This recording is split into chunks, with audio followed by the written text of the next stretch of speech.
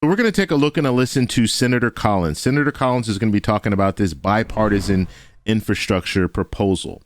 Now, we've been going for the last month and a half talking about this whole infrastructure bill, this American Jobs Plan, and President Biden was negotiating with Senator Capito, and now that fell apart. So now we're looking at this bipartisan group of senators, 5 Republicans, 5 Democrats, and they've come to a deal. We're going to hear what Senator Collins has to say about this infrastructure bill and why she thinks this will be able to get through Congress. But first off, you guys can do me a favor. Please hit the like button. It does help with the YouTube algorithm. Also, please subscribe to the channel. Hit that little bell notification. That way you'll get notified anytime we put out a video. Okay, so let's go ahead and take a look and a listen to Senator Collins. She's on Face the Nation. She was actually on Face the Nation on Sunday. Here we go. Years.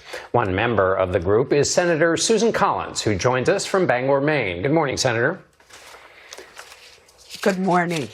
So the official talks between the White House and Republicans had broken down. You're now a part of a group that says you have an agreement. Why will your agreement work where the previous negotiations failed? Well, first, I want to give credit to Senator Capito, who led the previous negotiations, because she certainly advanced the ball. Where ours is different is, first of all, it's bipartisan. We have 5 Republicans and 5 Democrats who got together to hammer out the framework for a targeted, responsible infrastructure package.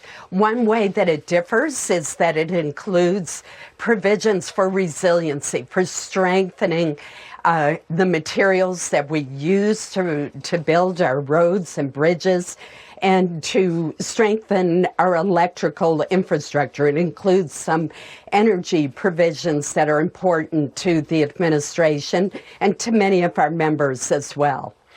And what about the sticky question of how to pay for all of this? Where does it? I've heard there's reports that it might include a gas tax increase.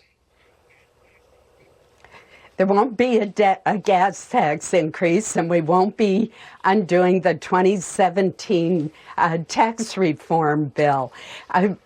Let me talk about 3 of the pay-fors.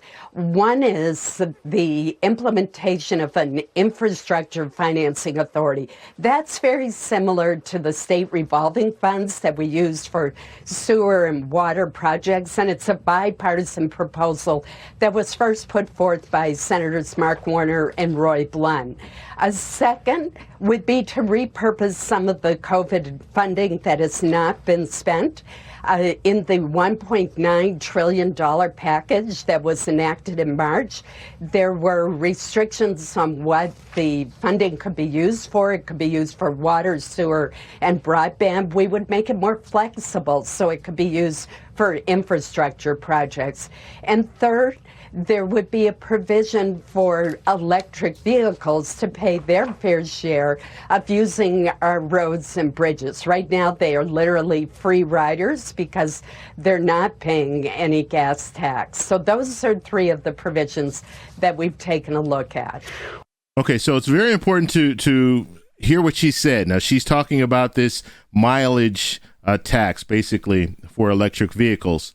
And I'm surprised that they're still sticking to some type of, okay, we're going to have a pay for that affects a large group of people when it comes to people who are purchasing electric vehicles. The reason why a lot of people are purchasing these electric vehicles is to save the environment.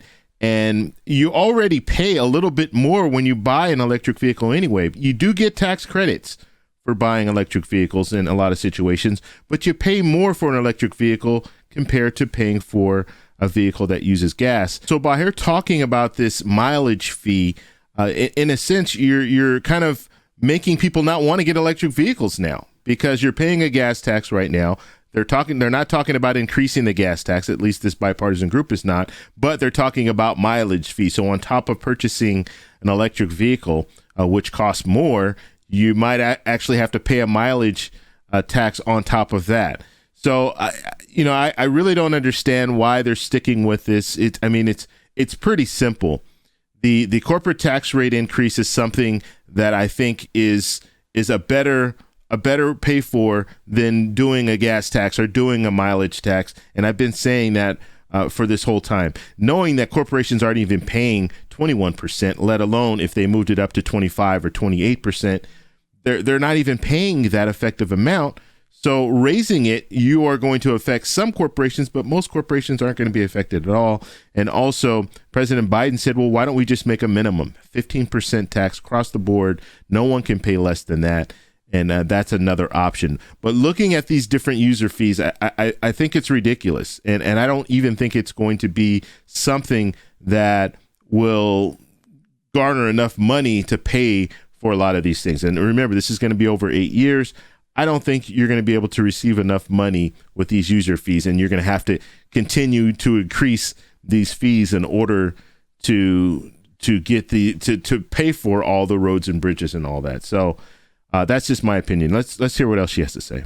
One of the objections to taking back some of the money that was in the COVID relief plan is that some of the states have really benefited. They've done much better than they thought they would. Their tax receipts are up, but that's not true of all states. And so some states are saying you can't take away this money that's helping us recover from COVID to then use it for infrastructure.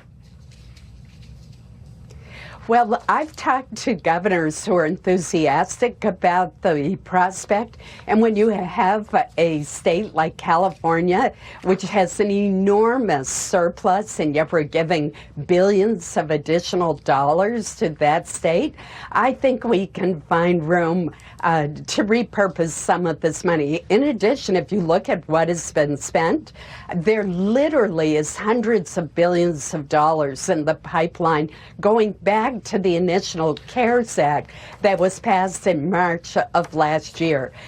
We have put an enormous amount of money, and rightfully so, into fighting COVID. Last year we had 5 bipartisan bills, and this year President Biden added another $1.9 trillion that included a lot of funding that was not directly for fighting COVID. If in this bill, a lot of what's falling out are the president's priorities on child care and on elder care, is that right?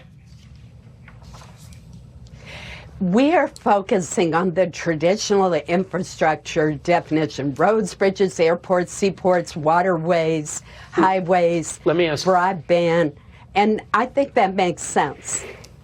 Let me ask, leaving aside the word infrastructure for a moment, the argument the president and his supporters make is that in today's economy, particularly for women who've borne a greater share of the burden when it comes to child care and elder care, that if you don't provide help for those kinds of things, they are as much of an impediment to those women having a shot at the American dream and being in the American workforce as any infrastructure program. Do you agree, leaving the word infrastructure apart, do you agree with that premise that there are those barriers?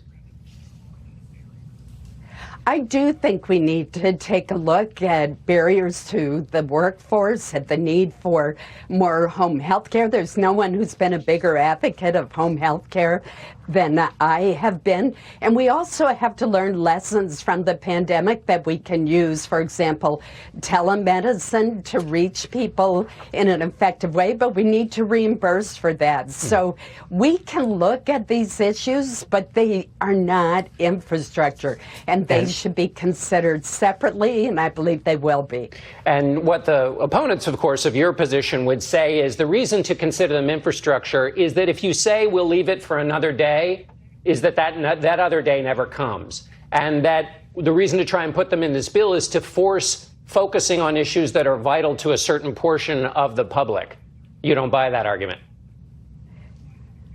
Well, first of all, I think these issues are important, and that's why, for example, in the 2017 Tax Reform Act, we made the child tax credit refundable for the first time, and we took advantage of a tax incentive to expand the incentive and the help that you would get if you're taking care of an elderly relative or a child. We put money in the COVID bills to expand child care centers, and I've seen YMCAs right here in Bangor, Maine, expand their child care programs. So I think we need to look at what is out there, but there is no doubt that this is an area where we need to look at our reimbursement, we need to look at our child care development fund, and we need to look at the tax code. And I think we can and should do that. Okay, so that was Senator Collins talking about this bipartisan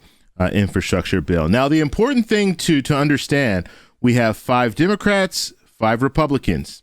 You need 10 Republicans in order to move forward. So you need all the Democrats, so you need all 50 Democrats plus 10 Republicans in order to get this through the Senate. And so when they're talking about this bipartisan group, realistically, you should have 10 Republicans in this bipartisan group. Because if you don't have the 10 Republicans in the bipartisan group, you're wasting your time, because you only have 5 that will agree upon something. And now they're going to have to talk to the other senators and get them on board to vote for this infrastructure bill. So if you were really serious about negotiating, you would have 10 Republican senators in that room talking about this infrastructure bill. But at this point, that's not what we're seeing. We're only seeing 5. And so I don't think it's going anywhere. You have the user fee, you have this mileage tax. It's not going to go anywhere with the White House. The White House has already said they are opposed to any type of user fees like this. And so this infrastructure bill they're talking about, it's not going anywhere. President Biden will come back. They'll probably continue with their negotiating. Right now he's at G7. And when he returns, then they'll talk about this, but I don't think it's going to go anywhere. It's just not. You don't have enough support from the White House, and you don't even know if you have the support from Republican senators. You don't even have the minority leader, Mitch McConnell, involved at all. He's already said he is not going to move forward with anything that President Biden wants to do. And this is what we pay our politicians for. This is our money. We're paying our politicians, and they're already saying, you know what, we're not going to do anything. Leadership is saying that they're not going to do anything. They're not going to move forward with anything. And I think the interviewer, that was a fair question. Like, why not put everything together? Because you know that if we just focus on infrastructure, we just focus on the roads, bridges, and broadband, that this other stuff is going to get left out. And it might get to a point where it will never be looked at again. And we're starting to see that. We're seeing a pattern of this. We saw this last year. And I keep talking about the hazard pay. Hazard pay last year, off the table now. $15 an hour minimum wage, off the table now. $200 raise for Social Security, off the table now. They're not talking about it anymore. And so we hope that they'll bring it back up and they'll start a dialogue and maybe move forward with the proposal. But at the current time, we don't have any of that. We're not talking about a lot of those things. And that's what happens in Congress. You have something, you have some politicians that they're all eager about moving forward with something. It doesn't get in the bill, and then they stop talking about it, and it goes away.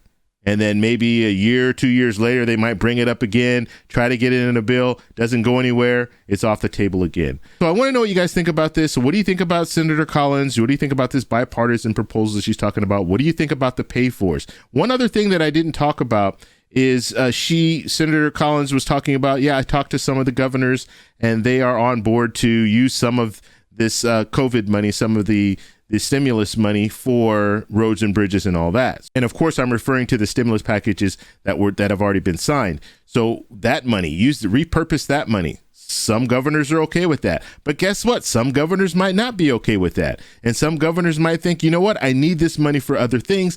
I can't use it for infrastructure. So now you're going to be forcing some states to take this money that was allocated for other things and use it for infrastructure. Because in this bipartisan infrastructure bill, that's what they want to do. So let me know what you guys think about all this down below. If you like this video, please give me a thumbs up. Please subscribe for more, and I'll talk to you in the next one. Bye.